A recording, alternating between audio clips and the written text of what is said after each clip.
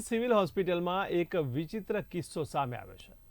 તો સુરત સિવિલ હોસ્પિટલના તબીબો જે બાળકને બચાવવાનો પ્રયાસ કરી રહ્યા હતા તેને લઈને માતા અને તેનો પ્રેમી ફરાર થઈ ગયા હતા.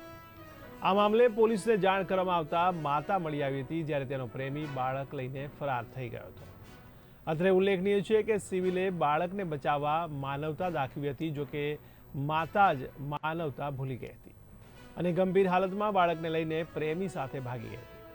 આ બનાવ અંગે પોલીસને જાણ કરવામાં આવતા પોલીસે તપાસનો ધમધમાટ હાથ ધર્યો હતો. ત્યારે પોલીસે તપાસ હાથ ધરતા સિવિલથી નીકળ્યા બાદ પ્રેમિકા, તેના પ્રેમી અને બાળક સાથે સુરત રેલવે સ્ટેશન પહોંચ્યા હતા. જોકે ત્યારબાદ મહિલા એકલી ટ્રેનમાંથી ઉતરી ગઈ હતી અને તેના પછી યુવક પણ ટ્રેનમાંથી ઉતરી ગયો હતો. જોકે હજી સુધી બાળક અને આ યુવકનો પત્તો લાગ્યો નથી. ત્યારે હાલ પોલીસે સમગ્ર મામલે વધુ તપાસ હાથ ધરી છે. મધર સીધી ઘરેથી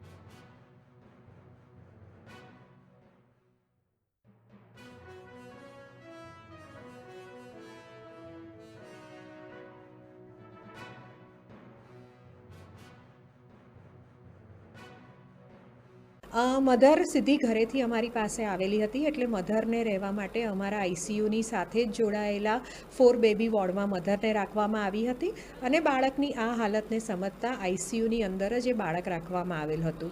જ્યારે બાળક અમારી પાસે આવ્યું ત્યારે તેને લઈને આવનાર માતા પિતા અને એક અન્ય વ્યક્તિ હતો, જેની ઓળખ એમણે એમના નજીકના સગા તરીકે અમને આપેલ હતી. બાળક અમારી પાસે 5 થી 7 દિવસ અહીંયા રહેલ હતું.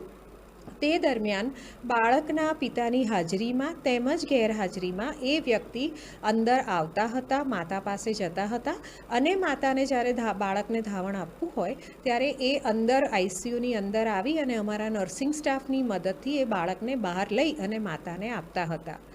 આ જે બાબતની આપ અમને જાણ કરી રહ્યા છો, એ દિવસે સવારે 5:30 વાગે માતાએ એ બાળકને લીધું હતું અને એને સ્તનપાન કરાવેલું હતું અને એના બાબતે આ એક નિત્યક્રમ હતો જે અમારા નર્સિંગ સ્ટાફ માટે અને ઓન ડ્યુટી ડૉક્ટર્સ માટે કોઈ અજુગતું થયું હોય એવું લાગતું નહોતું.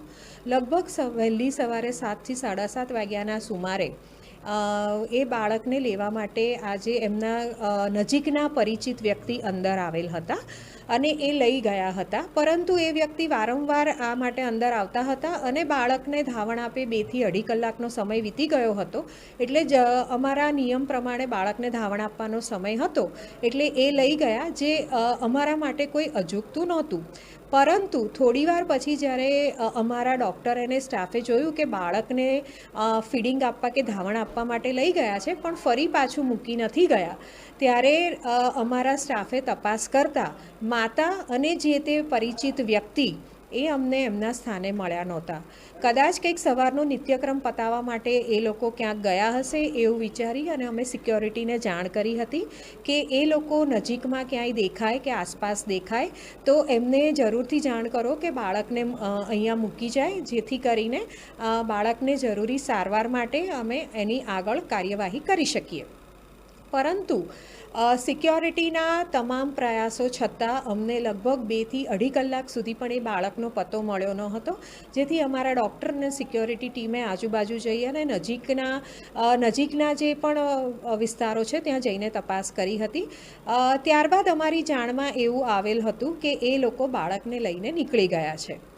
આ વાત અમારી જાણમાં આવતા અમારા એનઆઈસીયુના ઇન્ચાર્જ અને અમારા જે આઈસીયુનો સ્ટાફ છે એ બધાએ જ આ બાબતે જરૂરી કાર્યવાહી એટલે કે આરએમઓ સાહેબની અને તેમજ અમારા જે પોલીસને ઇન્ફોર્મ કરવાનું હોય એ બધી કાર્યવાહી પૂર્ણ કરેલ હતી.